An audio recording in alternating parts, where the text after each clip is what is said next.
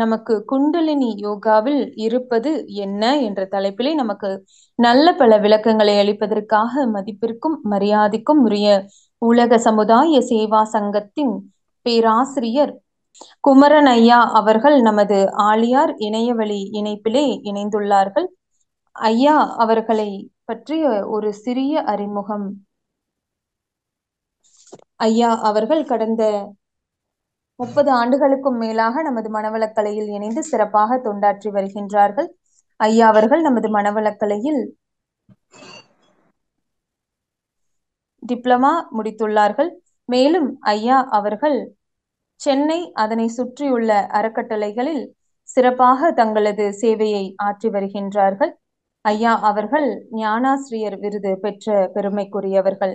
இத்தகைய பல்வேறு சிறப்புகளுடைய ஐயா அவர்களை குண்டலினி யோகாவில் இருப்பது என்ன என்ற தலைப்பில் நமக்கு நல்ல பல விளக்கங்களை அளிக்குமாறு உங்கள் அனைவரின் சார்பாக ஐயா அவர்களை வாழ்க வளமுடன் என்று வாழ்த்தி வணங்கி வரவேற்கிறோம். வாழ்க வளமுடன். வாழ்க வையகம். வாழ்க வளமுடன். சிறப்பா கேக்குதாமா? நல்லா கேக்குதுங்க ஐயா. வாழ்க வளமுடன். வாழ்க வையகம், வாழ்க வையகம், வாழ்க வளமுடன். குரு புகழ் வாழ்க, குருவே துணை. எங்கும் நீக்கமர நிறைந்திருக்கின்ற பற்றாயிருப்பு, பேராற்றல், பேரறிவு, காலம், வளங்கள் நான்கும் ஒருங்கிணைந்த பெருவெளியான அந்த தெய்வ நிலையை வணங்கியும், அந்த தெய்வ நிலையை தான் உணர்ந்தவாறே ஓதிய உத்தமர் அருள் தந்தை வேதாத்ரி மகரிஷி அவர்களை வணங்கியும், என் பெற்றோரை வணங்கியும், அருட்தந்தையின் வழியிலே உலக சமுதாய சேவா சங்கத்தை சிறப்பாக வழிநடத்தி கொண்டிருக்கின்ற இன்று சதாப்தி திருமண நாள் காணும் நமது ஒப்பற்ற தலைவர் அருள்நிதி பத்மஸ்ரீ SKM மயிலானந்தம் ஐயா அவர்களை வணங்கியும், அருட்தந்தையின் வழியிலே சிறப்பாக எங்களது திருவள்ளூர் மண்டலத்தை வழிநடத்தி கொண்டிருக்கின்ற எங்களது தலைவர் பேராசிரியர் டி கிருஷ்ணமூர்த்தி உள்ளிட்ட நிர்வாகிகளை வணங்கியும், ஆழியார் IT இயக்குனர் கிரிஷ் முரளீஸ்வர ஐயா உள்ளிட்ட வீரப்பன் ஐயா உள்ளிட்ட அத்துணை நிர்வாகிகளை வணங்கியும், இந்த சிறப்பு மிக்க இணையத்தில் துரியதவம் இயற்றி என்னை அறிமுகம் செய்து வழிநடத்திக் கொண்டிருக்கின்ற காயத்ரி சந்திரசேகர் துணை பேராசிரியர் அவர்களுக்கும் மற்றும் இவ்விணையத்தில் உய்ய வந்துள்ள இருபால் மெய்யுணர்வாளர்களுக்கும் என் பணிவான காலை வணக்கங்களையும் வாழ்க வளமுடன் என்ற வாழ்த்துக்களையும் தெரிவித்து, குண்டலினி யோகத்தில் இருப்பது என்ன என்ற தலைப்பிலே நாம் சிந்திக்க இருக்கிறோம். ஆசான் அருள் தந்தை வேதாத்ரி மகரிஷி அவர்கள் சூக்குமமாக எழுந்தி அருளிருந்து சிறப்பாக நடத்தி வைக்க அருள் புரிவாராக என்ற அறிவை அவரோடு இணைத்துக் கொண்டு இந்த சிந்தனையை துவங்குகிறேன். வாழ்க வளமுடன். அண்டமதில் உருவெடுத்து அறிவை பெற்று அவ்வறிவு ஒன்று முதல் ஆறதாகி கொண்டமெலாம் இவ்வுருவில் குறிப்பில்லாமல் கோடானு கோடி எண்ணி அனுபவித்து கண்ட பலன் என அறிய நினைந்தேனப்போ கனல் மூட்டி கருவாம் ஞான குண்டலினி எனும் என்மை உணர்வு எழுப்பி குறித்து எமை அறிவித்த குருவே அன்பே, குறித்து எமை அறிவித்த குருவே அன்பே. வாழ்க்கை அறிவேதான் தெய்வம் என்றார் தாயுமானார். அகத்ததுதான் மெய்ப்பொருள் என்று எடுத்து காட்டி அறிவதனை அறிவித்தார் திருவள்ளுவர். அவ்வறிவை அறிவதற்கு முறைகள் சொன்னார் அறிஞர் திருமூலர். அப்பேரறிவில் ஆழ்ந்து ஆனந்த கவியாத்தார் ராமலிங்கர்.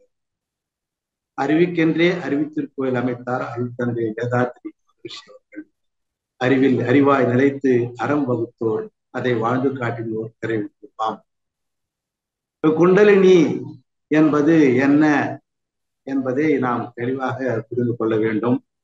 ஆதி காலத்திலே சித்தர்கள் பயன்படுத்திய இந்த ஆற்றலை நமக்கு மிகவும் அருட்தந்தை வேதாத்ரி மகரிஷி அவர்கள் எளிமைப்படுத்தி மனவளக்கலையிலே புகுத்தி ஒவ்வொரு மனிதனும் உய்வதற்காக இந்த குண்டலினி யோகத்தை நமக்கு அறிவிக்கின்றார். குண்டலினி, குண்டம் என்பது நெருப்பு என்றும், அலி என்பது உயிரை பற்றிய ஒரு குறிப்பு. அதாவது உயிருக்கு ஆண் தன்மையும் பெண் தன்மையும் கிடையாது.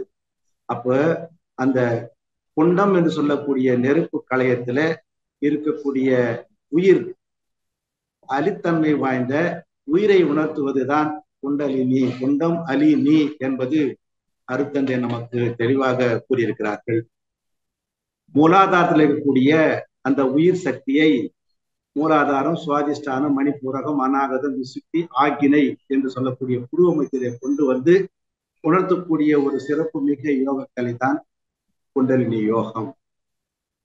பழக்கத்திற்கும் விளக்கத்திற்கும் இடையே போராடி கொண்டிருக்கக்கூடிய மனிதன் பழக்கத்தை முறையாக மாற்றிக்கொண்டு விளக்கத்தை தெளிவாக பெற்று அந்த விளக்கத்தின் வழியே முறையான வாழ்க்கையை மாற்றி அமைத்துக் கொண்டு வாழ்வதற்கான ஒரு முறையை தான் அருத்தந்தை அவர்கள் அருள்கின்ற மனவளக்கலை யோகம்.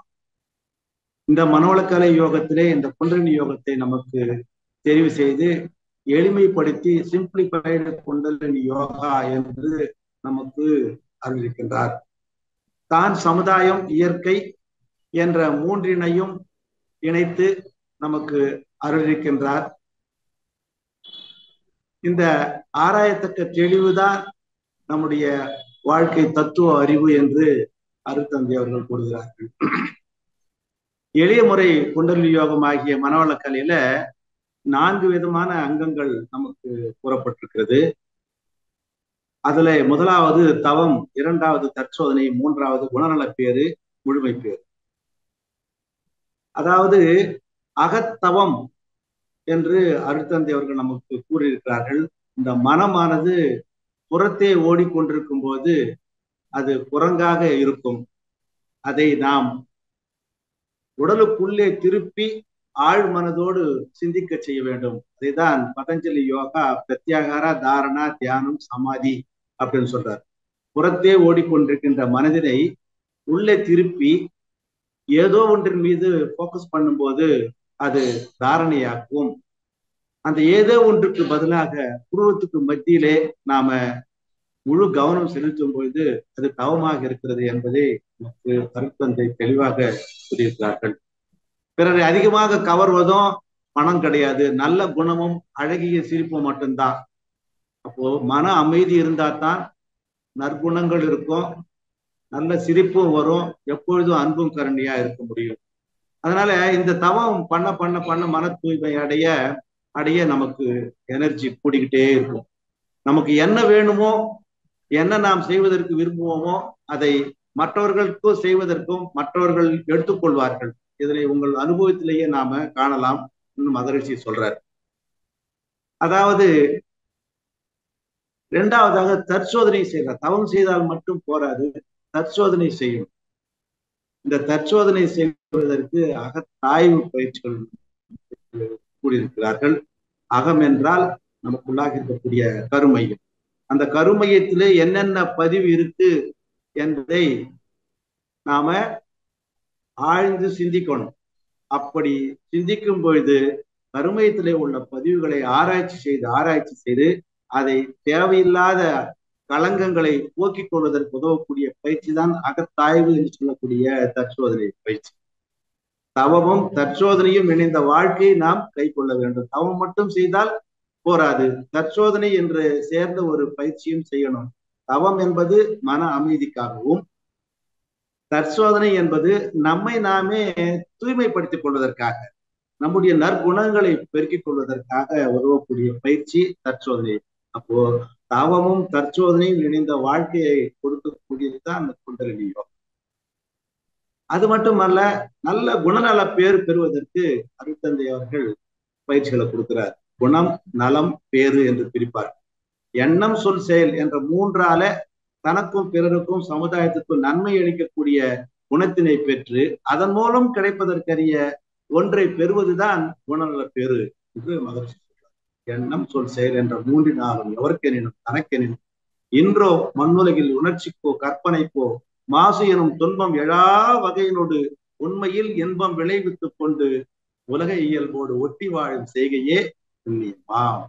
இதற்கு முரணானவை எல்லாம் புத்தி மிக்கோர் பாவம் என விளங்கிக் கொள்வார். அப்போ நம்மிடையே இருக்கக்கூடிய காம, குரோத, லோப, மோக, மதம், ஆச்சரியம் என்று சொல்லக்கூடிய அருகுணங்களை நாம சீர்படுத்திக் கொள்வதற்கு, நல்ல குணங்களாக மாற்றிக் கொள்வதற்கு குணநல பேறு மிகவும் அவசியம்.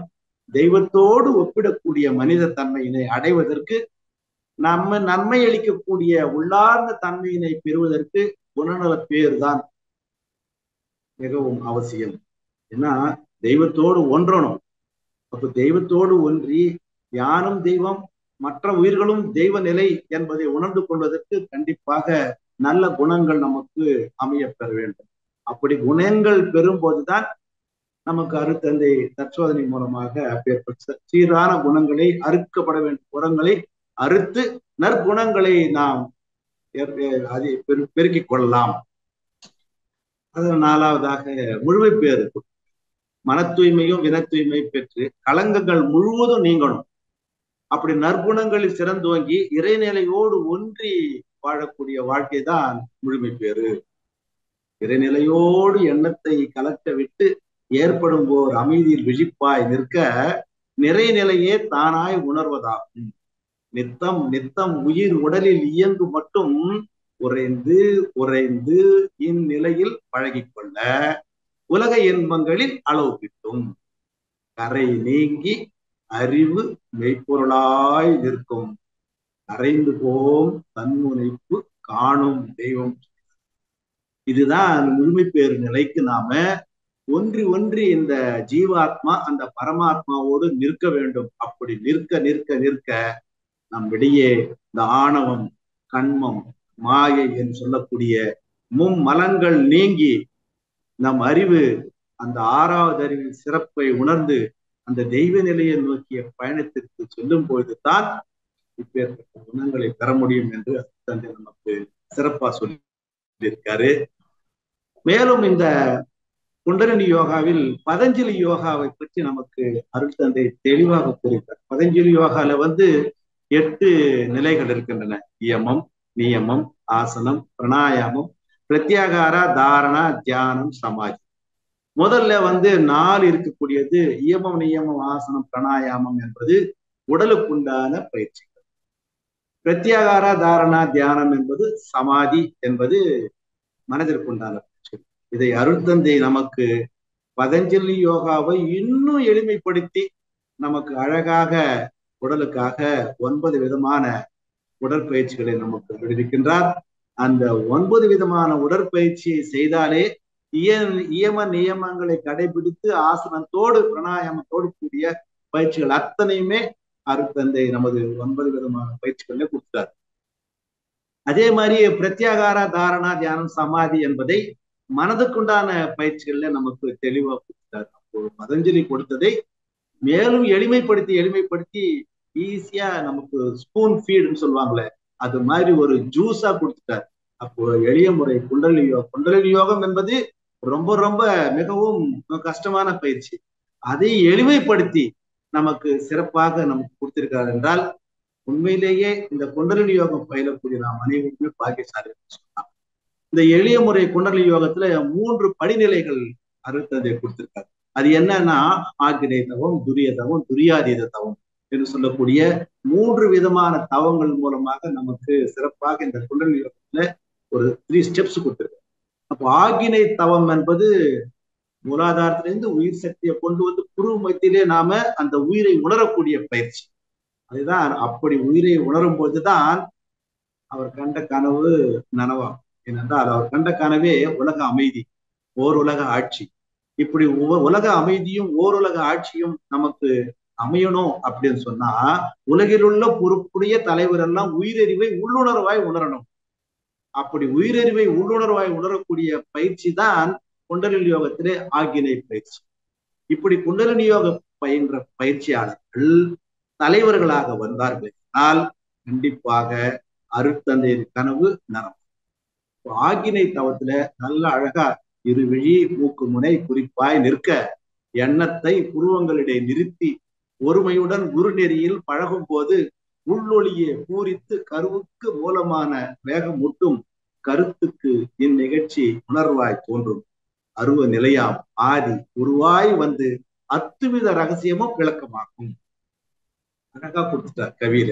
அருட்தந்தையுடைய கவிகள் அத்தனையுமே எளிமைப்படுத்தப்பட்ட கவிகள். கவிகள் பாடும் போதே விளக்கம் நன்றாக புரியும். ஏன்னா பாமர மக்களும் எளிமையாக புரிந்து கொள்ளக்கூடிய வகையில நமக்கு அருட்தந்தை கவிகளை கொடுத்திருக்காருன்னு சொன்னா உண்மையிலேயே அந்த கவிதைகள் எல்லாம் நமக்கு பொக்கிஷமாக இருக்கிறது.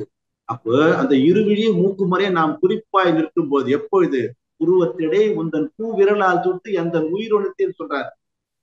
அருட்தந்தை தன்னுடைய குருவை அவருடைய கரத்தாலே உருவ மத்தியிலே தொட்டு அவரை உயிரை உணர்த்த வைக்கிறார். பரஞ்சோதி மகான் சாந்திய தவத்தை கொடுத்தாரு. அவருக்கு ஏற்கனவே 2 குருமார்கள் பாலகிருஷ்ணன் நாயர் இருக்காங்க. இம்மாதிரி கிருஷ்ணமூர்த்தி ஐயா 3 குருமார்கள் இருந்திருக்கிறாங்க. அப்ப அந்த குருமார்கள் வழியிலே அருட்தந்தையை பின்பற்றி அந்த தவத்தை நமக்கு அறிவிக்கின்றார் என்றால் ஆக்கினை தவம், அதுதான் குண்டலினி யோகத்தினுடைய முதல் தவம் என்பதை கொடுத்துக்கிறாங்க. அப்படி அதுக்கு அடுத்ததாக 2வது துரிய தவம். இதற்கிடையில சாந்தி என்ற தவத்தை நமக்கு கொடுத்திருக்கிறாரு.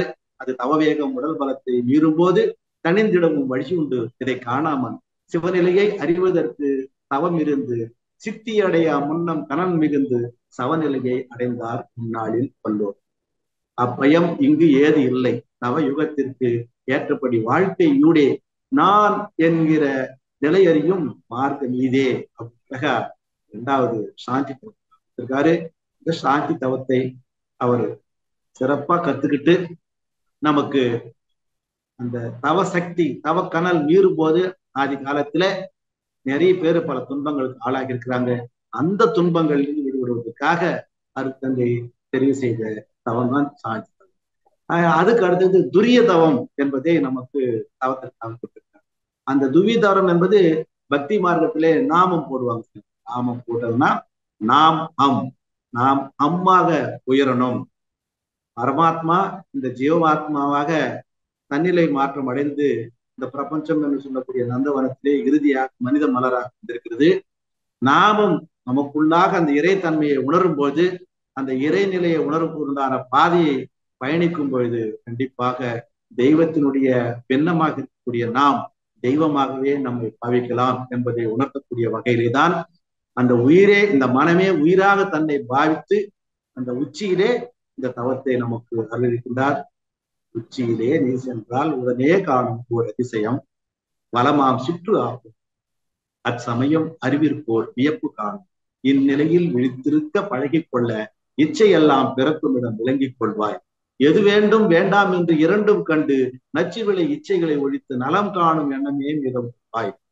இந்த தவம் ஆற்ற ஆற்ற ஆற்ற துன்பத்தை தரக்கூடிய இச்சைகளை நாம் ஆராய்ச்சி பண்ணி எது எது நமக்கு நல்லதை கொடுக்கும் அதை மட்டும் நாம் நிறைவேற்றிக் கொள்ள வேண்டும் என்ற ஒரு பெருமையோடு இந்த துரிய தவம் பண்ண நமக்கு அந்த இறைநிலையை நோக்கிய பயணத்திற்கான ஒரு நுழைவு வாயில் நுழையும் போதே நமக்கு ஒரு நல்ல ஒரு வைப்ரேஷன் கிட்டும். அந்த வகையிலே துரிய தவத்தை நமக்கு அருட்தந்தை அருளியிருக்கின்றார். மனதனுடைய சுழலையும் நமக்கு குறையும். எந்த அளவுக்கு மனதனுடைய சுழலை குறைக்கிறோமோ அந்த அளவுக்கு மனம் அமைதியோடும். மனதினை சுழலையை குறைப்பதற்குண்டான தவங்கள் தான் நமக்கு அருள் இருக்கிறார் அருட்தந்தை மகிழ்ச்சி. மற்ற சத்சங்கத்துல போனோம்னு சொன்னா ஏதோ உட்கார்ந்துட்டு கண்ணை மூடிட்டு அவங்களுக்கு இஷ்ட தெய்வத்தை நினைச்சுக்கோங்க, இல்ல ஒரு விளக்க நினைச்சுக்கோங்க, இல்ல ஒரு நிறத்தை நினைச்சுக்கோங்க, இப்படிதான் சொல்லுவாங்க. ஆனால் அருட்தந்தை வேதாத்ரி மகரிஷி அவர்கள் நமக்கு மனம் அமைதி அடைவதற்காக 9 விதமான தவங்களை கொடுத்திருக்காரு. அதுல மிகவும் முக்கியமானது ஆகினே துரியம் துரியம். அடுத்து 3வது துரியாதீதம். துரியாதீதம் என்பது முழுமை பெற்ற நிலை. அதாவது இந்த ஜீவாத்மா பரமாத்மா நிலை அடையணும். ஏன்னா இந்த 5 விரலும் இப்படி இருக்கு, இதுதான் பரமாத்மா. இந்த பரமாத்மாவும் ஜீவாத்மாவும் எப்போ ஒன்றாக இருக்கிறாங்களோ இந்த ஜீவாத்மா என்றும் பரமாத்மா நிலையோடு இருக்கும் பொழுது நம்ம கிட்ட ஆணவம் கண்மம் மாயை என்று சொல்லக்கூடிய மும்மலங்கள் நம்ம கிட்ட இருந்து எராடிகேட் மைனஸ். அப்போ இந்த ஜீவாத்மா இந்த பின்னப்பட்ட தெய்வம் அந்த தெய்வத்தோடு தெய்வ நிலையோடு என்றும் நிலைச்சு இருக்கணும். எந்த சூழ்நிலையிலும் தெய்வாம்சம் மிக்கவர்களாக இருக்க வேண்டும், தெய்வத்தோடு ஒன்று இருக்க வேண்டும் என்ற ஒரு நோக்கோடு தான் குரு தட்சிணாமூர்த்தி சிலையில சிம்பாலிக்கா இந்த சின்முத்திரையை வச்சிருப்பாங்க.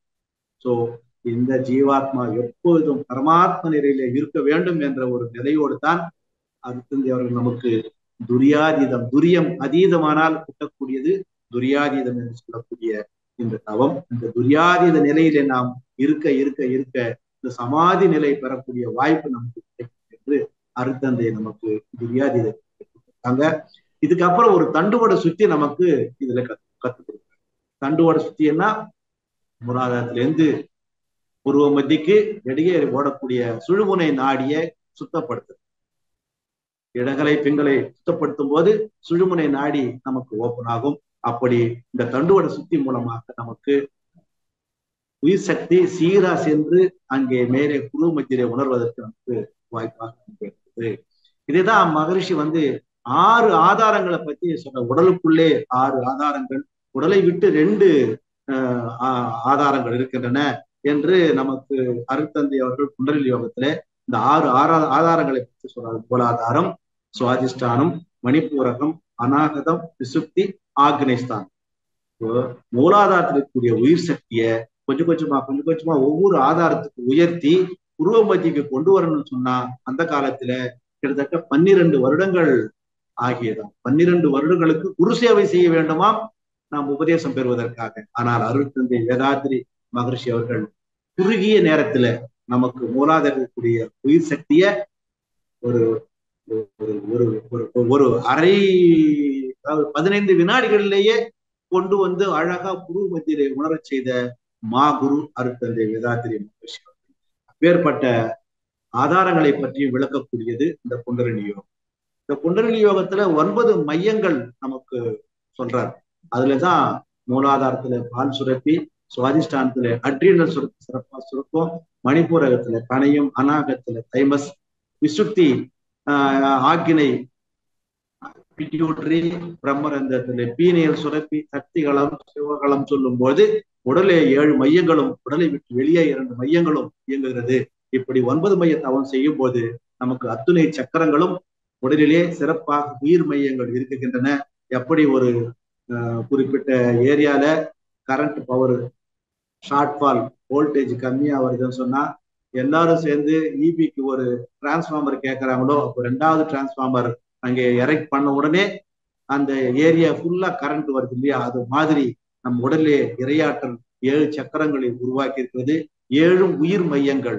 ஒவ்வொரு உயிர் மையத்திலேயும் அந்த உயிர் உணரப்படும் பொழுது அதை சுற்றியுள்ள சுரப்பிகள் சீராக இயங்குவதற்கு பேருதவியாக இருக்கும் என்ற ஒரு பெருநோக்கு ஒரு அருட்தந்தை அவர்கள் நமக்கு இந்த தவங்களை அருள் இருக்கின்றார். அதே போல 9 கிரகங்கள், கோள்கள் மூலமாக வரக்கூடிய அத்துணை ஆற்றல்களையும் நாம் பெறுவதற்காக அழகாக நமக்கு பஞ்சபூத நவகிரக தவத்தை நமக்கு கொடுத்திருக்கிறார்கள். சூரியன்ல இருந்து ஆரஞ்சு நிறமான காந்தலை கதிர்கள் நமக்கு கிடைக்குது. புதன்ல இருந்து பசுமை நிறமான காந்தலை கதிர்கள், சுக்கிரன்ல இருந்து வெண்மை நிறமான காந்தலை கதிர்கள், செவ்வாயிலிருந்து செந்நிறமான காந்தலை கதிர்கள், குருவிலிருந்து பொன்னிறமான காந்தலை கதிர்கள், சனியிலிருந்து சாம்பல் நிறமான காந்தலை கதிர்களும், ராகு கேதுவிலிருந்து கருமை நிறமான காந்தலை கதிர்களும் நமக்கு ஒத்ததாக மாற்றிக்கொள்ளக்கூடிய வகையிலே நமக்கு அருட்தந்தை அவர்கள் பஞ்சபூத நவகிரக தவத்தை நமக்கு கொடுத்திருக்கார் என்றால் அப்பேற்பட்ட சிறப்பு மிக்க தவமும் குண்டலினி யோகத்திலே இருக்கிறது.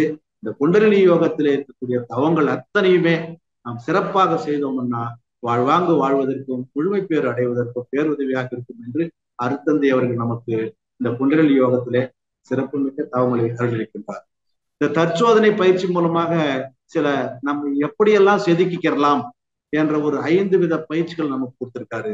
எண்ணங்களை ஆராய்ச்சி பண்ணணும், ஆசைகளை சீரமைக்கணும், சினத்தை தவிர்க்கணும், கவலை ஒழிக்கணும், தன்னிலை விளக்கக்கூடிய வகையிலே நான் யார் என்று தெரிந்து கொள்ளணும். அப்ப எண்ணத்தை ஆராய்ச்சி பண்ணும் போது அழகா எண்ணம்னா என்ன? எண்ணம் மனசு எப்படி இருக்கும்? ஜீவகாந்த புலன்கள் வழியாக வெளியேறி பெறுகின்ற அனுபவம் தான் மனசு என்பதை நமக்கு அழகா மகரிஷி சொல்லியிருக்காரு. மனம் ஒரு குரங்கு, அங்காடி நாய் போல் தெரியும் மனமே. இப்படியெல்லாம் மனதை பற்றி பெரியோர்கள் சொல்லியிருக்காங்க. ஆனால் அருட்தந்தை வேதாத்ரி மகரிஷி அவர்கள் தான் மனம் ஒரு மாபெரும் நிதி அலோ அப்படின்றார். எப்பொழுது அதை நாம் அறிந்து கொள்ளும் போது மனதை அறிந்து கொள்வதற்கு தான் தவங்கள் கொடுத்திருக்காரு. அப்படி அறிந்த மனதோடு நாம் என்ன பண்ண சொல்றாரு? எண்ணங்களை ஆராய்ச்சி பண்ண சொல்றாரு. அந்த மனமானது ஒரு பொருளோடோ ஒரு நிகழ்ச்சியோடோ தொடர்பு கொண்டு ஏற்கனவே பெற்ற அனுபவத்தோடு ஒப்பிட்டு கணிக்குதோ பாருங்க. காலதூர பருமன் வேகத்துக்கு உட்பட்டது இந்த எண்ணம். அதாவது அப்படி அதுதான் எண்ணம் அப்படின்னு சொல்றாரு. ஆகவே அப்பேற்பட்ட எண்ணங்களை நாம் ஆராய்ச்சி பண்றதுக்கு உண்டான பயிற்சிகள் அகத்தாய்வு பயிற்சி மூலமாக 5 பயிற்சிகளை கொடுக்கிறார். எண்ணத்தை பத்தி சொல்றாரு பாருங்க. எண்ணமே இயற்கையதன் சிகரமாகும். இயற்கையே எண்ணத்தில் அடங்கி போகும். எண்ணத்தின் நிலை காட்டிட முடிவதில்லை. இல்லை என்று சொல்லவும் யாரும் இல்லை. எண்ணம் எழும் இடமோ ஒரு புள்ளியாகும். இயங்கி முடியும் அளவோ அகண்டாகாரம். எண்ணமே செயற்கை கருவிகள் அனைத்தினோடு இயற்கை கருவிகளை எல்லாம் இயக்கும் சக்தி அப்படின்னு எண்ணம் ஆராய்தல அழகா நம்ம கொடுத்துருக்க. எண்ணங்கள் தேவையில்லாத எண்ணங்களை நாம் ஒழிக்கணும். ஏன்னா எல்லாத்துக்குமே காரணம் எண்ணம் தான். அந்த எண்ணத்தை தானே அசால்ட்டா அதை நாம பயன்படுத்தினோம் சொன்னா அந்த எண்ணம் வேறு யார் ரூபத்திலேயாவது செயல்பாட்டுக்கு வரும். அப்படி செயல்பாட்டுக்கு வராத காரணத்தினாலே அது என்ன ஆகும் அப்படின்னா, இந்த சுத்த வெளியில வான்காந்தத்திலே பதிஞ்சு அதனுடைய தாக்கம் அதிகமாகும் பொழுது இந்த உலகத்திலே பேரழிவாக, சுனாமியாகவும், கோவிடாகவும் வெவ்வேறு வகையிலே இயற்கை சீற்றத்தை கொடுத்து சமுதாயத்திற்கு பாதிப்பை ஏற்படுத்தாகவே எண்ணங்கள் உயர்ந்த எண்ணங்களாக இருக்க வேண்டும் என்ற ஒரு பெருநோக்கோடு தான் அருட்தந்தை வேதாத்திரி மகிழ்ச்சி அவர்கள் முதல்நிலை அகத்தாயிலேயே எண்ணம் ஆராய்தல் பயிற்சியை கொடுத்திருக்காரு. அதுக்கப்புறம் எண்ணங்கள் வந்த பிறகு அதை எப்படி எல்லாம் நிறைவேற்றி கொள்ளும் போது அது ஆசை எப்படி வருகிறது, தேவை நிறைவேற உயிரின் எழுச்சி நிலை தான் ஆசை சொல்றாரு. ஆசைகளை நாம எல்லாருக்கும் மண் மீது பெண் தனியால் பெண் கொண்டே வாழ்கின்றோம், மாறுவதே மூவாசை மதிக்கொண்டே பயனடைவோம். இந்த ஆசை சீரமைத்தல் பயிற்சியை நமக்கு தற்சோதனை பயிற்சி மூலமா கொடுத்திருக்காரு. தேவை நிறைவேறும் போது நாம் அதோட ஸ்கிப் பண்ணணும். தேவை நிறைவேறிய பின்னும் இன்னும் வேணும் இதுவும் வேணும் சொல்லும் போதுதான் அது பேராசையாக மாறுகிறது. பேராசை பெருநஷ்டம் என்று நமக்கு அருளிருக்கின்றார். ஆகவே ஆசைகளை ஒழுங்குபடுத்துவதற்காக அதை சீரமைக்க சொல்றார் அருட்தந்தை வேதாத்திரி. அப்படி சீரமைப்பதற்காக ஆசை சீரமைத்தல் என்ற பயிற்சியை நமக்கு தற்சோதனை பயிற்சியில 2வது பயிற்சி அது குண்டலினி யோகத்தில் ஒரு சிறப்புமிக்க ஒரு பயிற்சியாக இருக்கிறது. அதை தொடர்ந்து ஆசைதான் எல்லாத்துக்குமே காரணம். அதற்கு தொடர்ந்து வரக்கூடியது சினம். ஆசை தடைபடும் போது அந்த தடையின் மீது விழக்கூடிய ஒரு செயல்தான் சினம். யாரோ ஆசைப்பட்டாலும் யாராவது அதுக்கு முட்டுக்கட்டை போட்டாங்கன்னு சொன்னா அந்த தடையின் மேல் எழக்கூடிய அந்த மனிதனுடைய செயல்பாடு தான் சினம். சினம் என்ற ஒரு பெரிய கொடிய நோய் எதுவுமே கிடையாது. சினம் என்னும் சேர்ந்தாரை கொல்லி இனம் என்னும் ஏம புனையை சுடும் அப்படின்னு சொல்றாரு வள்ளுவர் பெருந்தகை. தங்கம் போன்ற உறவை கெடுத்து விடும் அப்படின்னு சொல்றாரு. அம்பலவனக்காயராயர் நிறைய விஷயங்களை சினத்தை பற்றி சொல்றாரு. இப்பேற்பட்ட சினம் நமக்கு தேவையா அப்படின்னா அது தேவைதான், நடிப்பு சினமாக இருக்க வேண்டும் என்று அருட்தந்தை அவர்கள் கூறுகிறார்கள். எந்தவித பாதிப்பும் உடலுக்கு இல்லாமல் நாம சினம் இருக்க வேண்டும். பணம் இருந்தா பணக்காரன், லட்சங்கள் இருந்தால் லட்சாதிபதி, கோடிகள் இருந்தா கோடீஸ்வரன். ஆனால் கோபமே படாம நம்ம இருந்தோம் சொன்னா நம்ம கோடீஸ்வரன்லே கோடீஸ்வரன் சொன்னார் வேதாத்திரி மகிழ்ச்சி. ஏன்னா சினம்தான் எல்லா நோய்களுக்கும் காரணம் என்பதை தெளிவாக இந்த குண்டலினி யோக பயிற்சியில அருட்தந்தை அவர்கள் நமக்கு அருளிருக்கின்றார். அதை எப்படி நாம் தவிர்ப்பது என்ற பயிற்சிகளையும் நமக்கு தெளிவாக கொடுத்திருக்கிறார். அதன் பிறகு 4வதாக கவலை ஒழித்தல் என்ற ஒரு சிறப்பு மிக்க தற்சோதனையில செய்யக்கூடிய பயிற்சியை கொடுத்திருக்காரு. கவலை என்பது கற்பனை வலை என்றும் இதை தேவையில்லாமல் நாம பெருக்கிக் கொள்ளக்கூடாது. ஏன்னா சினம் கவலை மனிதர் வாழ்வை சீரழிக்கும் நச்சாக உணர்ந்து கொள்வீர். உடல் வலிவு, மனவலிவு, முதிர்ச்சி மற்றும் மதிநுட்பம் ஆராய்ச்சி குறைந்து போகும். தினம் சிறிது நேரம் இதற்கென ஒதுக்கி சிந்தித்து சீர்திருத்த இவ்விரண்டு இனமும் இனி என்னிடம் வராமல் காப்பேன் என பலமுறை கூறு வெற்றி கிட்டும் அப்படின்னு சொல்றாரு. ஆகவே சினம் கவலை இரண்டுமே நமக்கு பெரிய பெரிய துன்பத்தை கொடுக்கும். அதனால கவலைகளை ஆராய்ச்சி பண்ணி அதை 4 விதமாக பிரித்து எந்தெந்த கவலையை நாம் வரும்போது அந்த கவலையை நாம் அதை செப்பரிட்டு போட்டு அதை எப்படி சீர் பண்ணி கொள்ளலாம், அனுபவிச்சே தீர்க்கணுமா, இல்லை நமக்கு வேற வழி இல்லாம அலட்சியப்படுத்தணுமா, உடனடியாக தீர்க்க வேண்டுமா என்று பலவாறாக சிந்தித்த 4 வகைகளிலே கவலைகளை போக்குவதற்காக ஒரு சிறப்பு மிக்க ஒரு தற்சோதனை பயிற்சி அருட்தந்தை வேதாத்திரி இந்த குண்டலினி யோகத்துல கொடுத்திருக்காரு.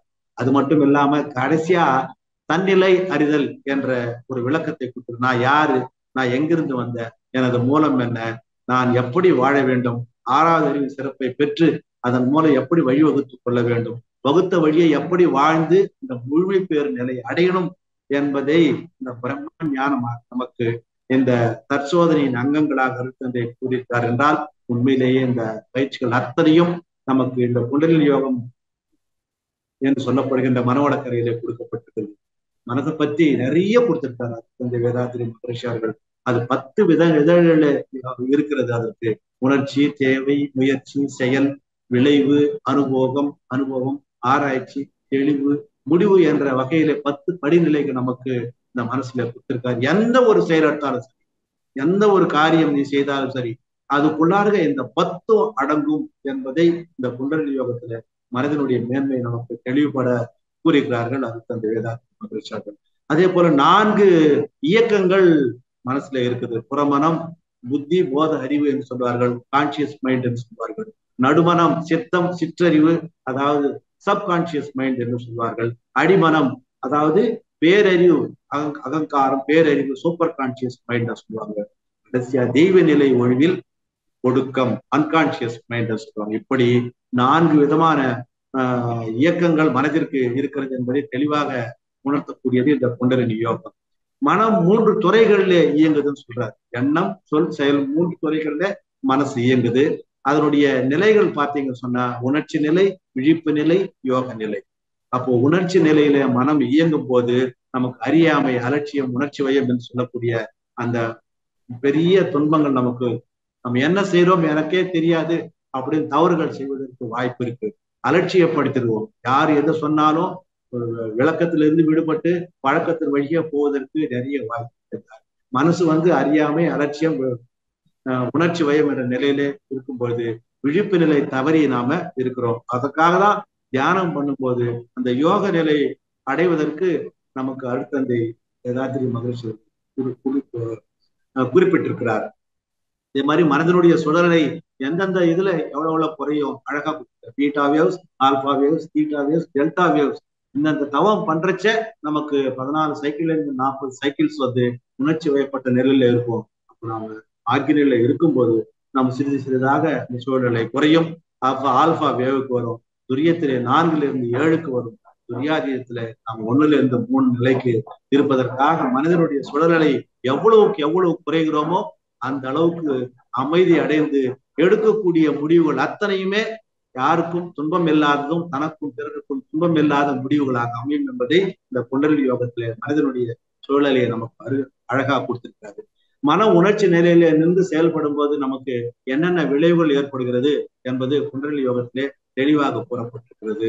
அதாவது மாயை என்று சொல்லக்கூடிய 6 தீய குணங்கள், பேராசை, சினம், கடும்பத்து, முறைய வாழ்க்கை வச்சு, உயர்தாழ் மனப்பான்மை, பஞ்சம் என்று சொல்லக்கூடிய அறுக்கப்பட வேண்டிய 6 குணங்கள் மாயினால நமக்கு உண்டாகிறது. கனவு, தூக்கம், மயக்கம், அனஸ்தேஷியா என்று சொல்லக்கூடிய இந்த 4 விதமான விளைவுகள் மனம் உணர்ச்சி வயப்பட்டதில் ஏற்படும் என்பது குண்டலினி யோகத்தில் எல்லாம் தெளிவாக சொல்லப்பட்டிருக்கிறது. மன விழிப்பு நிலையில செயல்படும் போது நமக்கு என்ன கிடைக்கும்? ஜாக்கிரதை, திரிகால ஞானம், முற்கால அனுபவம், தற்கால சூழ்நிலை, எதிர்கால விளைவு, விளைவறிந்த செயல் செய்ய வேண்டும் என்ற ஜாக்கிரதையும், சிந்தனை, இன்னது செய்தால் இன்னது விளையும் என்று சொல்லக்கூடிய சிந்தனை ஏற்படும். சகஜ நிஷ்டை, எப்பொழுதும் விழிப்பு நிலையோட குரு மத்தியிலேயே நாம ஆராய்ச்சி பண்ணிட்டே நாம் எந்த செயல் செய்தாலும் அந்த செயல் சிறப்பாக இருக்கும். தெய்வம் என்பது நன்றாக நமக்கு புரியும். இறைநிலை என்பது என்ன என்பதை நாம் புரிந்து கொள்ள முடியும். உள்ளதை உணர்ந்து அல்லதை தவிர்த்து நல்லதை செய்யக்கூடிய அந்த தெய்வ நிலையை மேலோக்கி நிற்பதற்கு இந்த மனம் விழிப்பு நிலையிலே 4 நிலைகளிலே உயர்கிறது. அதே போல மனம் யோக நிலையிலே நின்று செயல்படும் போது தோன்றும் 3 விளைவுகள் தான் ஆக்கினையில, துரியத்துல, துரியாயத்துல என்னென்ன நமக்கு பலன் கிட்டுகிறதோ அத்துணையும் நமக்கு சிறப்பாக கிடைக்கிறது என்பதை அருட்தந்தை வேதாத்திரி மகரிஷி அவர்கள் நமக்கு தெளிவாக கூறியிருக்கிறார்கள்.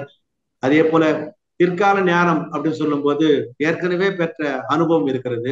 பெரியோர்கள் சொன்னதை வைத்து நாம் விளங்கப்படுகின்றோம். அந்த விளக்கங்கள் கேட்டு விளக்க வழியே வாழணும்.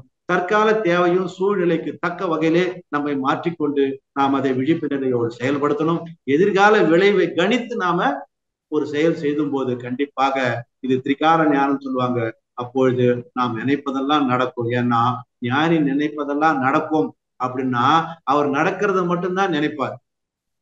அப்பேற்பட்ட நடக்கிறது மட்டுமே நினைக்கக்கூடிய ஞானியாக நாம் மாற வேண்டும் என்றால் இந்த திரிகால ஞானம் நமக்கு வருமாயின் கண்டிப்பாக எல்லா எண்ணக்கூடிய எண்ணங்களும் பேசக்கூடிய வார்த்தைகளும் செய்யக்கூடிய செயல்களும் அத்தனையுமே நமக்கு துன்பத்தை கொடுக்காமல் இன்பத்தை கொடுக்கும் என்பதை அழகாக இந்த குண்டலினி யோக பயிற்சியில நமக்கு தெளிவுபடுத்துகிறார். மனம் பிரவிற்த்தி மார்க்கம் நிவர்த்தி மார்க்கம் என்று 2 நிலைகளிலே செயல்படுவதாக இந்த குண்டலினி யோகத்தில் சொல்லப்படுகிறது.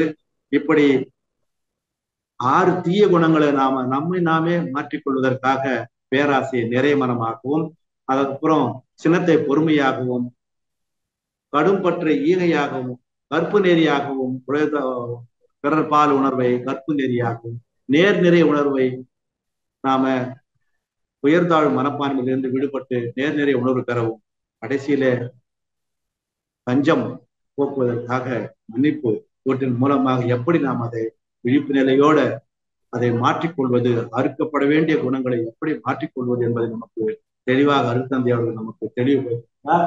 ஆகவே இப்பேற்பட்ட சிறப்பு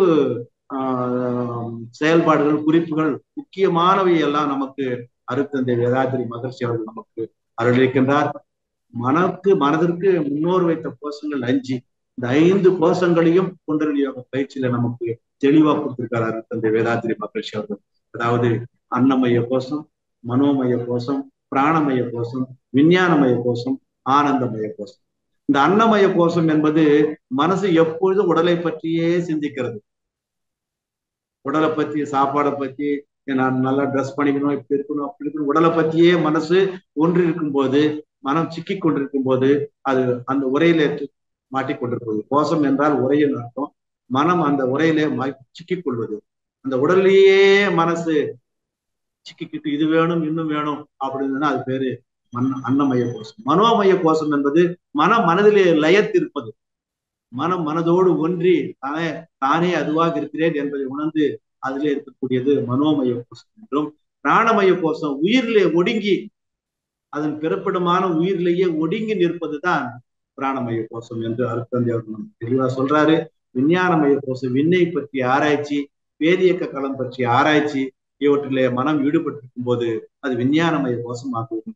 ஆனந்தமய கோஷம் என்பது அந்த இறைநிலையோடு மனம் ஒன்றி ஒன்றி ஒன்றி நின்று அதுவாகவே தன்னை பாவித்து அந்த ஆனந்தத்திலே நாம் பேரானந்தம் அடைவதுதான் ஆனந்தமய கோஷம் என்று சொல்லப்படும். இப்படி மனதிற்கு முன்னோர் வகுத்த 5 கோஷங்களை பற்றி இந்த குண்டலினி யோகா என்று சொல்லக்கூடிய மனோட கலையிலே அருட்தந்தை தெளிவாக நமக்கு தெரிவிக்கின்றார்கள். உணர்ச்சிகளின் 2 வித பங்குகள் நமக்கு சொல்லியிருக்காங்க. எண்ணம் எழுவதற்கு 6 காரணங்கள் சொல்லியிருக்காங்க. அதுல தேவை, பழக்கம், சூழ்நிலை, கருவமைப்பு, பிறர் மனம் தூண்டுதல், தெய்வீகம் என்று சொல்வார்கள். அந்த உணர்ச்சிகள் 2 விதமான பகுப்புகள் இருக்கிறது. இன்பம், துன்பம். தேவை நிறைவேறும் பொழுது ஏற்படக்கூடியது இன்பம். தேவை நிறைவேறிய பிறகு இன்னும் வேண்டும், அந்த இன்பத்தினுடைய அளவு முறை மீறும் போது அதனால் உண்டாகக்கூடிய துன்பம். ஆகவே இன்பம் ஏற்படும் போது கரெக்டாக அமைதி நிலைக்கு வரும்போது நாம இன்பத்தையும் துன்பத்தையும் சரிசமமாக பாவிக்கும் பொழுது அமைதியான சூழல் இருக்கும். அப்படி இன்பத்தையும் துன்பத்தையும் சரியாக நாம் எப்படி கணித்துக் கொண்டு 2ஐயும் நாம அனுபவிச்சுதான் தீரணும். இன்பமாக வரும்போது ஓஹோ என்று சந்தோஷப்படாமலும்,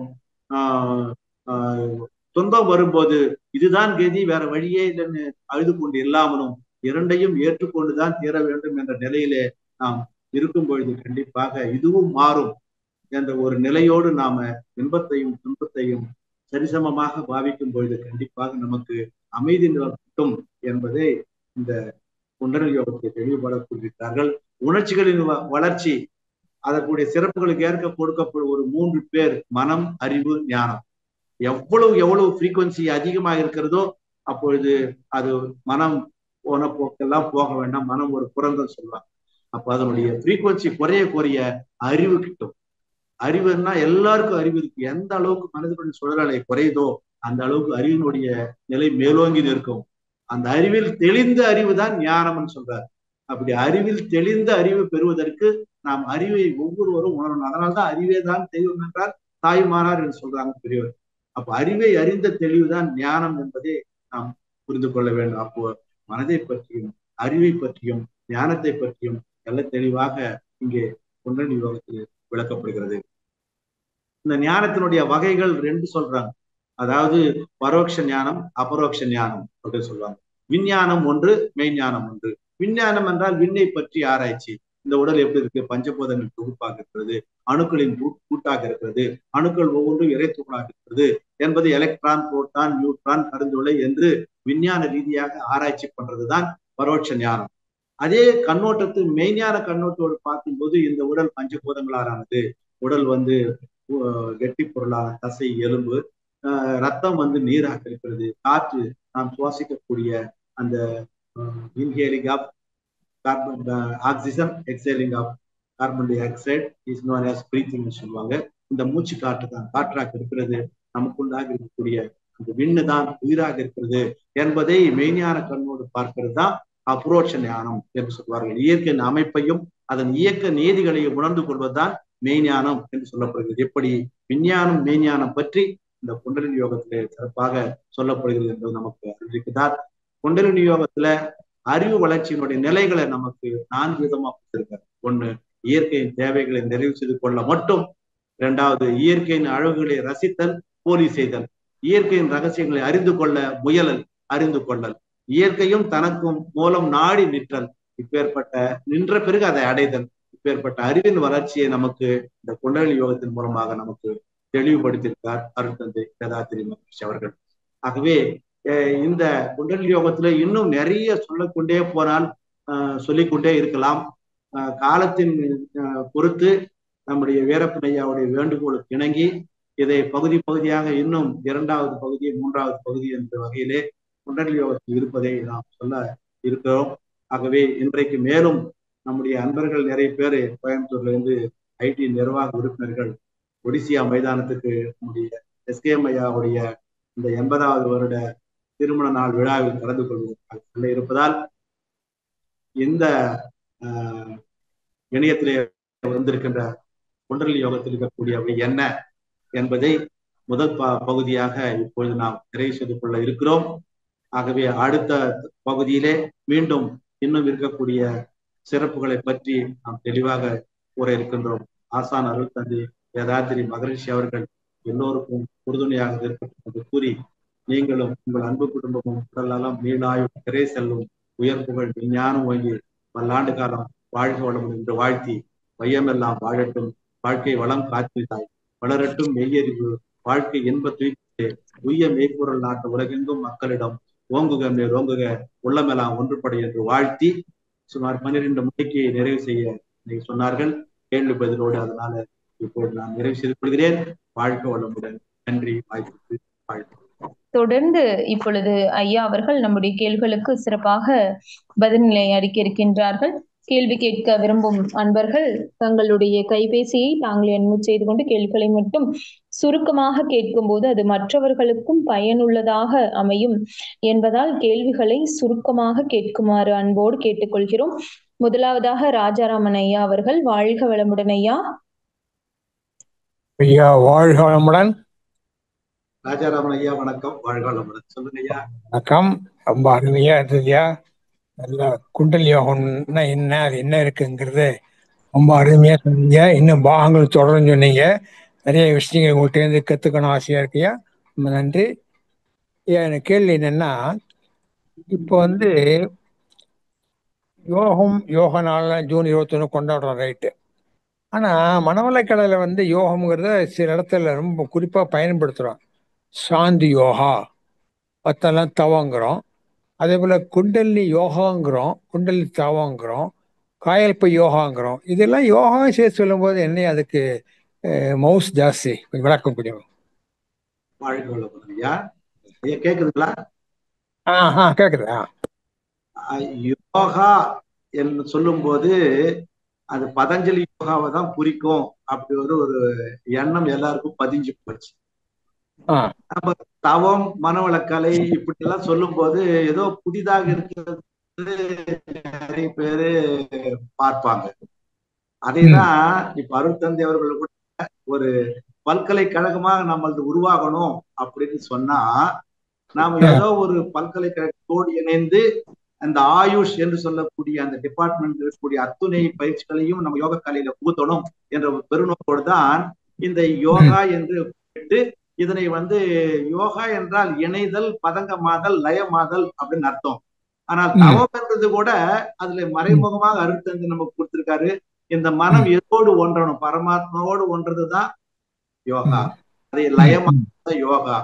யோகா என்பது இணக்கமாக இருத்தல், உடலுக்கும் உயிருக்கும் இணக்கமாக இருத்தல், உயிருக்கும் மனதிற்கும் இணக்கமாக இருத்தல், நாமும் சமுதாயம் இணக்கமாக இருத்தல், இயற்கையும் நாமும் ஒன்று நிறுத்தல் தான் யோகான்னு நமக்கு அருட்தந்தை சொல்றாங்க. ஆனால் யோகாசனங்கள் பல செய்தாலும், நிறைய உடலை வளைத்து துன்பத்தை ஏற்படுத்தி கொண்டு பல ஆசனங்கள் செய்தாலும் நிறைய பேர் இணக்கமா இல்லைன்னு சொன்னா நோ யூஸ். ஆனால் அருட்தந்தை வேதாத்ரி மகரிஷி அவர்களுடைய மனவளக்கலை யோகா இருக்கக்கூடிய இந்த புண்டரலி பயிற்சியை பயிலும் பொழுது நாம் ஒவ்வொருத்தரும் இணக்கமாயிடுறோம். இப்ப நம்ம ஒரு இடத்துல உட்கார்ந்துட்டு எழுந்தணும்னு சொன்னா அப்பா உடம்பு ஒத்துழைக்கணும், எழுந்துக்கிறதுக்கும் ஐயோ ஒருத்தர் கை கூட்டு என்னை தூக்கி விடுப்பா அப்படின்னு சொல்லக்கூடாது. அப்போ மனசு என்ன நினைக்குதோ உடம்பு செய்யுது, அதுதான் யோகா. அப்பேற்பட்ட யோக கலையை நமக்கு கொடுத்திருக்கிறது தான் அருட்தந்தை அவர்கள் அருளித்த இந்த குண்டலினி யோக தவமும், குண்டலினி யோக காயகல்ப பயிற்சியும், குண்டலினி யோக அத்துணை பயிற்சிகளும் என்பதை நாம் தெளிவுபட தெரியும். ரொம்ப நன்றி, விளக்கமா சொன்னீங்க. நன்றி. வாழ்க வளம். வாழ்க வளமுடன் ஐயா. நன்றிகள் ஐயா. அடுத்த அன்பராக ராஜலட்சுமி அம்மா, வாழ்க வளமுடன். வாழ்க வளமுடன் அம்மா. கேக்குதுங்களா? கேக்குதுங்கம்மா. வாழ்க வளமுடன். வாய்ப்புக்கு நன்றி அம்மா. ஐயா வாழ்க வளமுடன் ஐயா. சிறப்பா இருந்ததுங்க. குண்டலினி யோகா நமக்கு எல்லாரும் தான் தெரியுமே. ஐயா என்ன புதுசா சொல்ல போறேன்னு பார்த்தேன். ஆனா யாரு இந்த பேராசிரியர் எது சொன்னாலுமே புதுமையா தான் இருக்குங்க. இந்த குண்டலினி யோகா பத்தி முதல்ல குருவை பத்தி சொன்னீங்க, குண்டலினி யோகத்தின் 4 அங்கங்களை பத்தி சொன்னீங்க, பதஞ்சலியுடைய யோகா பத்தி சொன்னீங்க. அதே போல நம்ம பரமாத்மா ஜீவாத்மா அதை பத்தி சொல்லிட்டு தட்சிணாமூர்த்தி சின்முத்திரை விளக்கத்தையும் சொன்னீங்க. நல்லா இருந்ததுங்க ஐயா. அப்படியே மனதினுடைய 5 கோஷங்கள் சொன்னீங்க. அதே போல நம்மளுடைய மனம், அறிவு, ஞானம் இதை பத்தி தனித்தன விளக்கமா சொன்னீங்க. அறிவை அழிந்த தெரியுதான் ஞானம். ஞானத்தை 2 வகையா சொன்னீங்க பாருங்க, பரோட்ச ஞானம், அபரோட்ச ஞானம்ன்றது. அது புதுமையா இருந்தது. இன்னைக்கு நீதான் முதல்ல கேட்கிறேன். ரொம்ப சிறப்பா இருந்தது ஐயா. அடுத்த பகுதி எப்போ வரணும் ஆவலா காத்துட்டு இருக்குங்க ஐயா.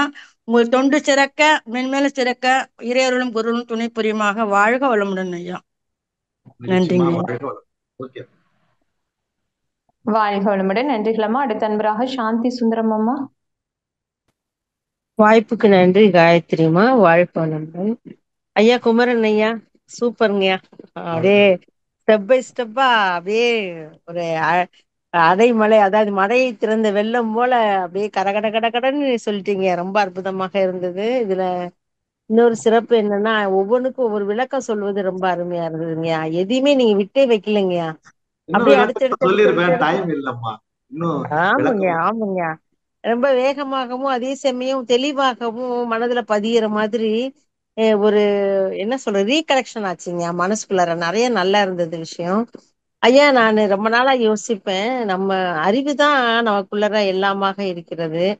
ஐயா சொல்லுவது போல எண்ணம் சொல் செயல்னாலதான் நம்முடைய வாழ்க்கையே நடந்து கொண்டிருக்கிறது. அப்ப நம்ம அறிவு என்பதும் புத்தி என்பதும் சிந்தனை என்பதும் எண்ணம் என்பதும் வெவ்வேறு பேர்கள் தான் வடிவமா. மற்றபடி அதற்குண்டான தனித்தனியான விஷயங்கள் இருக்காங்கய்யா. சொல்றோம், உனக்கு புத்தி இருக்கான்னு கேக்குறோம், உனக்கு சிந்தனை உனக்கு வேலை செய்யாதா அப்படின்னு கேக்குறோம். நீ இப்படி எண்ணத்துல இருந்தேன்னா உனக்கு உன்னை எண்ணம் போலதான் வாழ்வ அப்படின்னு சொல்றோம். இப்போ எண்ணம், சிந்தனை, புத்தி, அறிவு, அதுக்கு எல்லாரும் என்னங்க விளக்கம் சொல்றது? ஆக்சுவலா எண்ணம் என்பது அதாவது மனம் போல் மாங்கல்யம் சொல்லுவாங்க இல்லையா. நம்ம என்ன எண்ணறோமோ எண்ணத்துக்கு தக்க வகையில தான் வார்த்தை அமையும், வார்த்தைக்கு தக்க வகையில தான் செயல் அமையும். புரியுதுங்களா? இப்ப நமக்கு நான் ஆல்ரெடி சொன்னேன், புறமனம், நடுமனம், ஆழ்மனம் சொல்லி. இந்த அறிவு புத்தியோட கன்சல்ட் பண்ணிட்டு நாம் எந்த செயல் செய்தாலும் அது it will come to success. புத்தி டைரக்டா உடனே இந்த அறிவுக்கு ஆர்டர் கொடுத்துச்சு, புறமனசுக்கு ஆர்டர் கொடுத்துச்சுன்னு சொன்னா ஒவ்வொன்னு சக்சஸ் ஆகும், ஒவ்வொன்னு ஃபெயில்யூர் ஆகும். ஆமா. அந்த புத்தியும் ஆழ்மனதோட கன்சல்ட் பண்ணிட்டு இவர் கேக்குறாரு, இது சொன்னா எப்படி இருக்கும், நான் சொல்றது கரெக்டா, நீயும் கொஞ்சம் கூட சேர்த்து சொல்ல அப்படின்னு சொன்னா அது 10% சக்சஸ் ஆகும். அப்போ நடுமனமும் ஆழ்மனமும் நம்மோட இணைந்து இந்த மனம் இயங்குச்சுன்னு சொன்னா கண்டிப்பாக அது இப்படி கம்ஸ் சக்சஸ். அதனால நடுமனதை நாம ஆட்கொள்ளணும், ஆழ்மனதை ஆட்கொள்ளணும்னா தவம் தவம் தவம் தவம் மனிதனுடைய சுழலை எந்த அளவுக்கு குறைச்சு குறைச்சு வச்சிருக்கிறோமோ, உணர்ச்சி வயம் இல்லாமல், உணர்ச்சி வயம்னா அறியாமையில வந்துடும், அலட்சியப்படுத்த செய்யும். அதனால உணர்ச்சி வயம் கூட்டும். ஆனால் நடுமனதோடு ஆழ்மனதோடு நீ தொடர்பு கொள்ளும் போது அந்த தொடர்பு கொள்வதற்குண்டான வாய்ப்பை நமக்கு உருவாக்கி கொடுத்திருக்கிறது மகிழ்ச்சியர்கள் தவங்கள் தான். இந்த தவங்கள் மூலமாக மனம் நடுமனதோடும் ஆழ்மனதோடும் பேசணும். சூப்பர் கான்சியஸ் மைண்டா மாறணும். அது வெறும்னே அதுதான் வேற ஒன்று.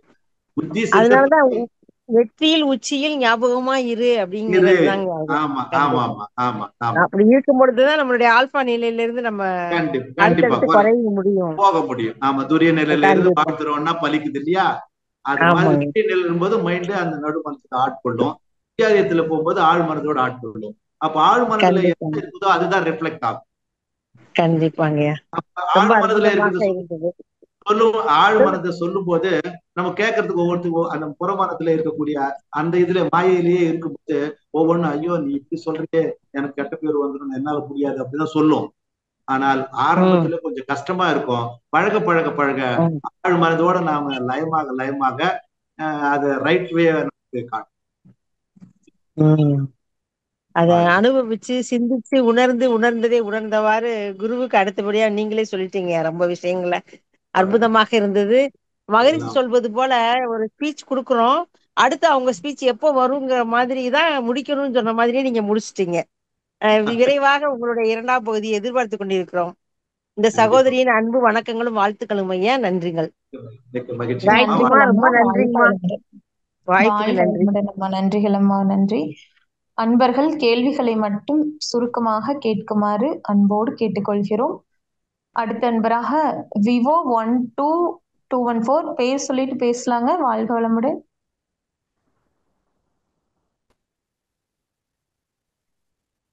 அடுத்த அன்பராக கிருபாநிதி அம்மா, வாழ்க வளமுடன்.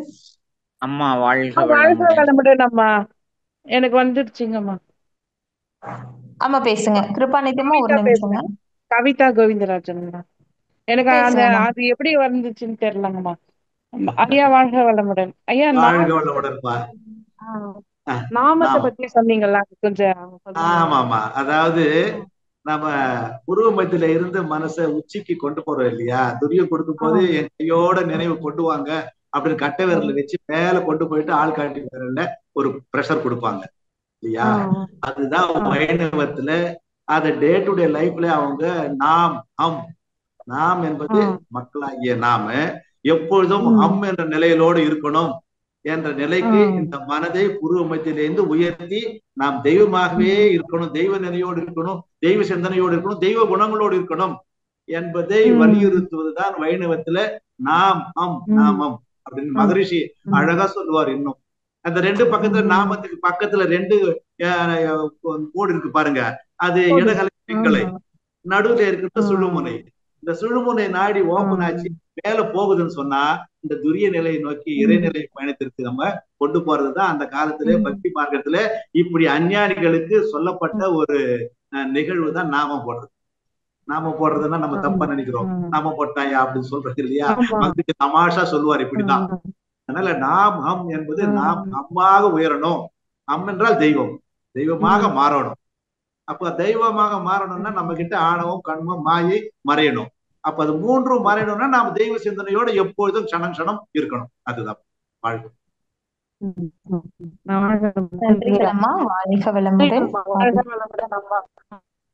அடுத்த அன்பராக கிருபாநிதி அம்மா, வாழ்க வளமுடன் அம்மா.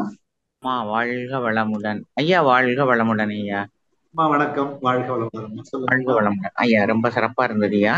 ஐயா இப்ப குண்டலினி யோகம், குண்டலினா நம்ம நினைக்கிறது மூலாதாரத்தை தான் பெரும்பாலும் எனக்கு தோணுது. எனக்கு தப்பா நினைச்சிட்டோன்னா என்னவோ எனக்கு தெரியாது. குண்டலினா கீழே இருந்துதான் அப்படி எல்லாமே அப்படிங்கிறத மாதிரிதான் உருவகப்படுத்தி நம்மளா நினைச்சுக்கிறோம். இப்ப குண்டலினிங்கிறது ஆனா நமக்கு முத கொடுக்குற தீட்சி ஆக்கினைதான் ஃபர்ஸ்ட் கொடுக்குறாங்க, அப்புறம்தான் கீழே இறக்குறாங்க. இப்ப இந்த குண்டலினி, மூலாதாரம், சாந்தி, கருமையம் இதெல்லாம் பின்னி பிணைஞ்சிருக்கா இல்ல உன்னையவே நம்ம தான் அப்படி உருவகப்படுத்திக்கிறோமா ஐயா? இது எனக்கு இப்ப நீங்க பேசுனதுல வச்சு தோணுது. அதாவது குண்டம் என்பது ஜெனடிக் சென்டர், புரியுதுங்களா? ஜெனடிக் சென்டர் எப்பொழுதும் சூடா இருக்கும். ஏன்னா அது ஜீவ வித்து குழம்பினுடைய திணிவு மையம், ஜீவகாந்தத்தின் திணிவு மையம், உயிர் சக்தியின் திணிவு மையம் மூன்றும் இணைந்ததே அந்த குண்டம். நெருப்பு குண்டம்னா நெருப்பு. இந்த மூணும் இணைந்தது. அங்க ஒரு சிறு ஒரு ஊசி முனை அப்படின்னு சொன்னா அந்த ஊசி முனையில இருக்கக்கூடியது ஜீவ வித்து குழம்பின் திணிவு, அதுக்கப்புறம் இருக்கக்கூடியது உயிர் சக்தியினுடைய திணிவு, அதுக்கப்புறம் ஜீவகாந்தத்தின். இப்படி 3 திணிவுகள் இருக்கிறது. எதுவுமே பதிஞ்சா கூட நம்ம எந்த ஃப்ரீக்வன்சில பதியுதோ அது மட்டும்தான் பதிவு. உள்ள போய் சிவத்துல பதியாது, கருமையத்துல கூட உள்ள போய் பதியாது. அதுக்கு 2வது இருக்கக்கூடிய அந்த ஜீவகாந்தத்துலதான் போய் பதியும். ஜீவகாந்த திணிவு மையம் இருக்கு இல்லையா கருமையத்துல, அங்கதான் பதியும். எந்த சூழ்நிலையில நாம செயல் செய்யறோமோ அந்த சூழ்நிலையில அந்த இடத்துல பதியும். இப்படி அதுக்கு தகுந்த மாதிரி ரிஃப்ளெக்ட் ஆகும். அந்த 3ம் இணைந்ததுதான் கருமையம். அது உள்ளம் சொல்லுவாங்க. அதை அப்படியே உள்ளம் அப்படின்னு சொன்னா அந்த கருமையத்துல இம்ப்ரிண்ட் ஆயிருக்கு பாருங்க, சிவத்துல இல்ல. சிவத்துக்கு அப்புறம் ஒரு ஜீவகாந்த மையம் இருக்கு பாருங்க, அங்கதான் பதிஞ்சிருக்கும். நாம் என்ன செயல் செய்தாலும் என்னமோ சொல்லோ செயலோ அத்தனையும் அங்கே எப்படி ஒரு ட்ரங்க் பாக்ஸ் ஜெனடிக் சென்டர்னு சொன்னா அந்த ட்ரங்க் பாக்ஸ்ல என்னென்ன பொருள் எல்லாம் போடுறோம், நம்ம சுத்தியல் கம்பி அது இதுன்னு போடுறோம் இல்லையா, பிரஷ் எல்லாம், அதெல்லாம் அந்த இம்ப்ரிண்ட்ஸ் தான் உள்ளம். அந்த ஜீவகாந்தம் திணிவு பெற்ற மையத்துலதான் இதெல்லாம் இம்ப்ரிண்ட் ஆயிரும். சோ அந்த 3ம் இணைந்துதான் கருமையம். அந்த 3ம் இணைந்ததுதான் குண்டம் அப்படின்னு குண்டலினி யோகம். அதுலதான் ஜீவ வித்து குழம்பு இருக்கிறது. ஜீவ வித்து குழம்புன்றது அலித்தன்மை வாய்ந்தது.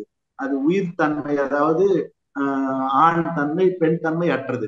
அதனாலதான் அலின்னு சொல்றாங்க. அந்த குண்டத்தில் இருக்கக்கூடிய அந்த அலி என்று சொல்லக்கூடிய அந்த உயிர் சக்தியை மூலாதாரம், சுவாதிஷ்டானம், மணிப்புரகம், அநாகதம், விசுக்கி ஆகியனை கொண்டு அங்க இருக்கக்கூடிய பிட்யூட்டரி கிளாண்ட் மூலமாக அந்த உயிரறிவை உள்ளுணர்வாய் குருவினுடைய உபதேசத்தின் மூலமாக உணர்த்தக்கூடியதுதான். அப்படி குரு வழியாக நாம அந்த உபதேசத்தின் நாள்ல பிறக்கும் பொழுதுதான் கலங்கப்பட்டிருக்கின்ற அந்த கருமையும் தூய்மை அடையும். கரு வழியாக பிறக்கும் போது பதிவுகளோடு பிறக்கிறோம். குரு வழியாக இணையும் போது, தீட்சை எடுத்துக்கொள்ளும் போது குருவினுடைய உயிர்கலப்பு பெறுவதனாலே, அங்கே தொட்டு உணர்த்துவதனாலே நமக்கு அங்கே ஆற்றல் கூடி நம்முடைய கலங்கங்கள் கொஞ்சம் கொஞ்சமா அந்த தவம் பண்ண பண்ண பண்ண பண்ண அந்த உயிரை உணர உணர உணர நமக்கு கருமையும் தூய்மை அடையும், கலங்கங்கள் நீங்கும், அறிவு மெய்ப்பொருளாய் நிற்கும், கரைந்துவோம் தன்மனைப்பு காணும் தெய்வம் என்றார்மா. ரொம்ப சிறப்புயா, நன்றியா. ரொம்ப சிந்திச்சு இன்னும் கூட நிறைய பார்க்கணும். நன்றியா, ரொம்ப சிறப்பு. அடுத்த வாழ்க்கை குண்டலினி யோகம்ங்கிறது ஆகினியோட நின்றுச்சா இல்ல மேல போதாங்கிறத உங்க அடுத்த ஸ்பீச்ல நாங்க ஆகிரியோட தான் மேல போகாது. உயிர் சக்தியை இங்க உயிரை உணர்றோம், இங்க உயிராவே மாறிடுது மனம். ஓகே ஓகே, புரியுதுயா புரியுது. மனம் இந்த உயிரா மாறிட்ட பிறகு மனம் தான் விரிந்து போகுது. விரியுது உயர்ந்து, விரியுது உயர்ந்து, விரியுது உயர்ந்து, உறைந்து உறைந்து கரைந்து, இந்நிலையில் கரைஞ்சு போகுது. அப்புறம் உறைந்து கரைஞ்சு போறது. தயிருக்குள்ள எப்படி கொஞ்சம் பால்ல புறம்போர் விட்டு உடனே உறைஞ்சி தயிரா மாறிடுதோ அது மாதிரி மனசுதான் விரியும். உயிர் இதுவரையிலும் உயிர் எங்கதான் துரியத்துலதான் நம்ம உணரும்.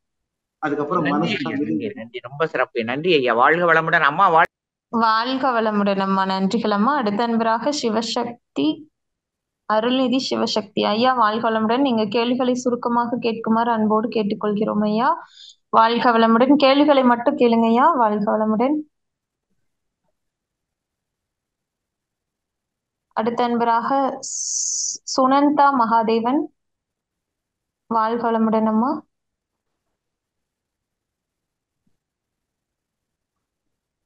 வாழ்க வளமுடன். தேங்க்ஸ்மா ஐயா. வாழ்க வளமுடன். சொல்லுங்கம்மா. வாழ்க வளமுடன். வணக்கம் ஐயா. சித்தத்தினுடைய செயல்பாடு எதை சார்ந்து இருக்கிறது ஐயா? சித்தத்தினுடைய செயல்பாடு உயிரினுடைய செயல்பாடு. ஆமா ஆமா.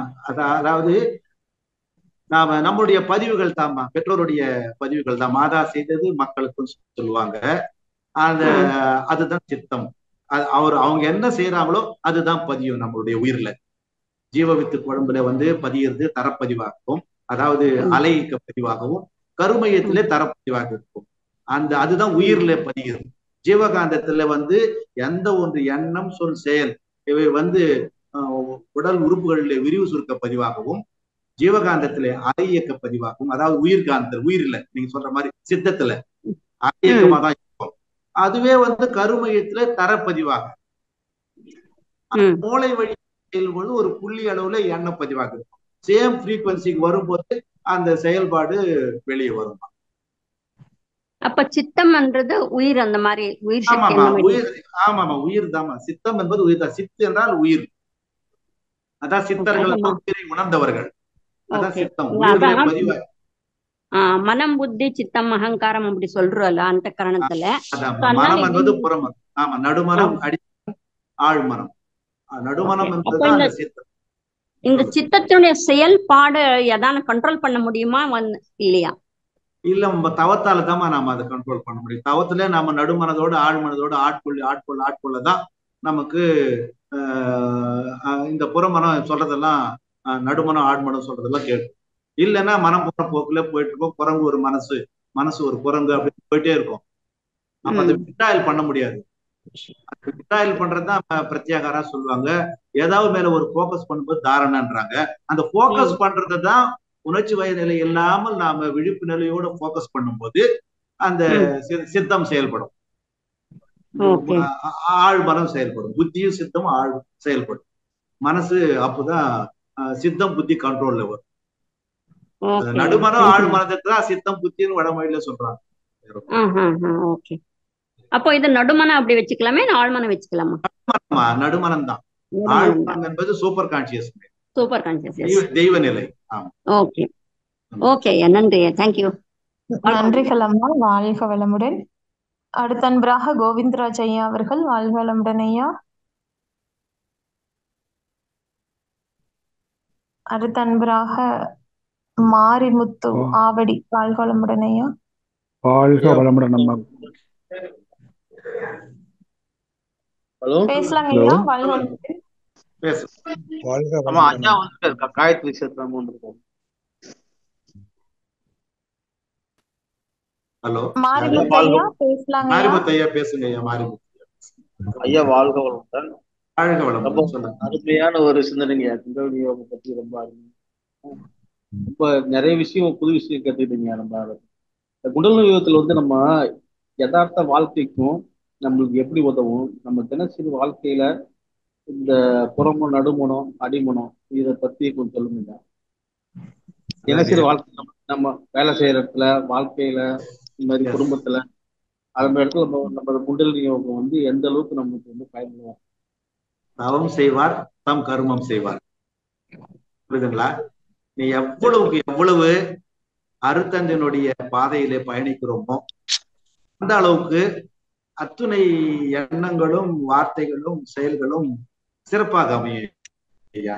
பயிற்சி இல்லாம நான் மனவளக்கலை அன்பர், நான் பேராசிரியர், நான் துணை பேராசிரியர், நான் அருள்நிதி, நான் பிரம்மஞானி, ஆனா எல்லா பயிற்சியும் செய்கிறது இல்லை அப்படின்னு சொன்னா நாம எந்த இடத்துல கர்மயோகம் பண்றோமோ, செயல் செய்யறோமோ அது சரியாக அமையாது. அப்போ கர்மயோகம் செய்யும் போது சரியாக செயலாரமா இருக்கணும்னு சொன்னா, அது சக்சஸ்ஃபுல்லா வரணும்னா இந்த குண்டலினி யோகத்திலே கற்றுத்தரப்படுகிற பயிற்சிகளை நாம கற்கணும், கடைபிடிக்கணும், பிறருக்கு கற்பிப்பதற்கு நாம் ரோல் மாடலா இருக்கணும்.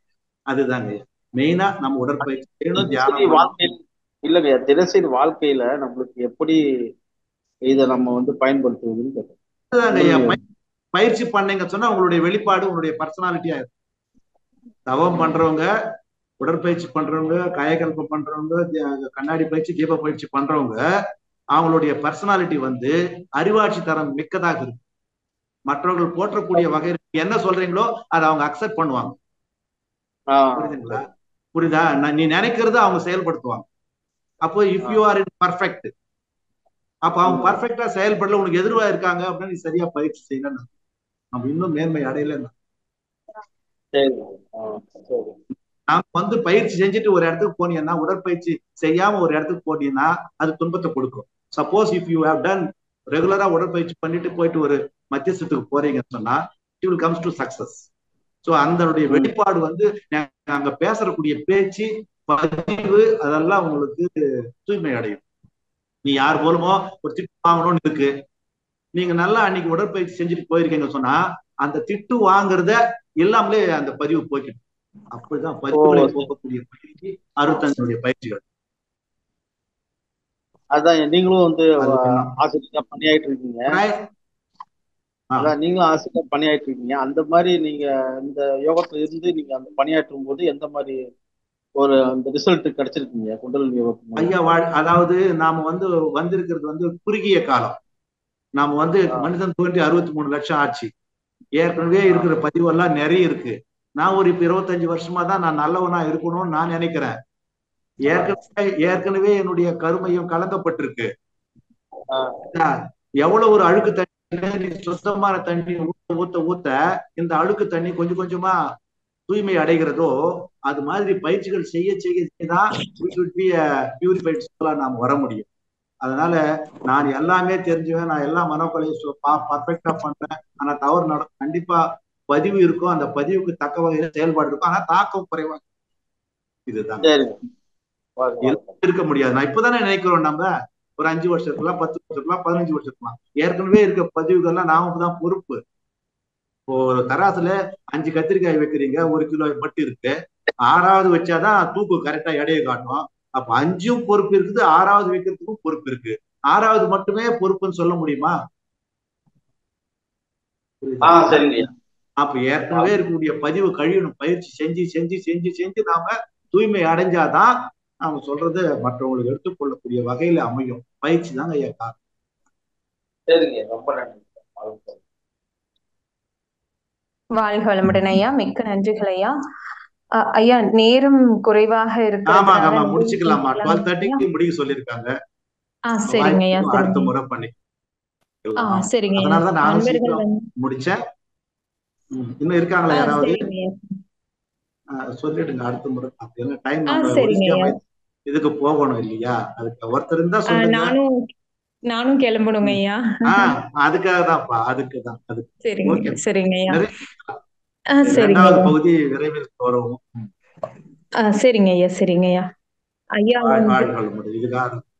இதுகாரும் இந்த நிகழ்ச்சியிலே கேள்வி பதில் நிகழ்ச்சியிலே கலந்து கொண்டு தன்னுடைய சந்தேகங்களையும் பிறருடைய சந்தேகங்களையும் போக்கிய கலந்து கொண்ட இருபால் மெய்யுணர்வாளர்களும் இந்த சிறப்பான நிகழ்வினை தொகுத்து வழங்கிய அருள்நிதி காயத்ரி சந்திரசேகர் அவர்களுக்கும் நன்றிகளை உண்டாக்கி நீங்களும் உங்கள் அன்பு குடும்பமும் உடல்நலம், நீளாயுள், நிறை செல்வம், உயர்ப்புகள், மெஞ்ஞானம் ஓங்கி பல்லாண்டு காலம் 16 செல்வங்கள் பெற்று பெருவாழ்வு வாழ இறையரும் குருவரும் துணை நிற்கட்டுமாக என்று வாழ்த்தி வையமெல்லாம் வாழட்டும், வாழ்க்கை வளம் இருக்கிறதாய் வளரட்டும் மெய்யறிவு, வாழ்க்கை இன்ப துய்த்தலிலே உய்ய மெய்ப்பொருள் நாட்ட உலகெங்கும் மக்களிடம் ஓங்குக மேலோங்குக உள்ளமெல்லாம் ஒன்றுபடு என்று வாழ்த்தி வாய்ப்புக்கு நன்றி பாராட்டி நிறைவு செய்கிறேன். நன்றி. வாழ்க வளமுடன்.